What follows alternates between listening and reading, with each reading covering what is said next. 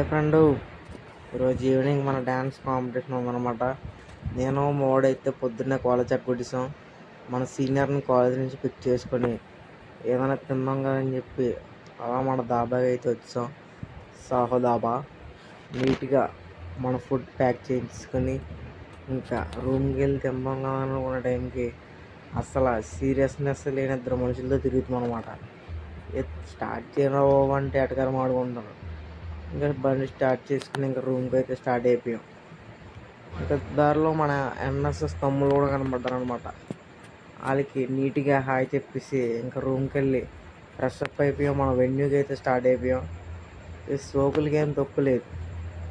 నీట్గా అలా సోదేసుకుంటూ ఎన్ఐటి కాలేజీకి అయితే రీచ్ అయిపోయాం అనమాట.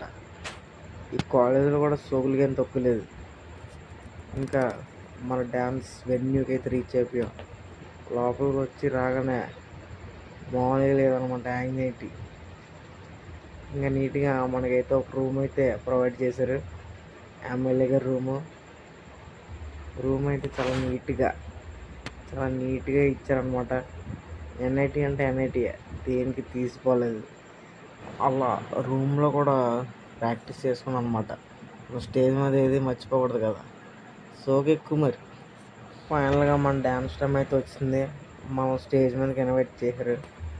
నీట్గా ముగ్గురు అలా ఫేస్ మీద స్మైల్ క్యారీ చేస్తూ స్టేజ్ ఎక్కువ అనమాట.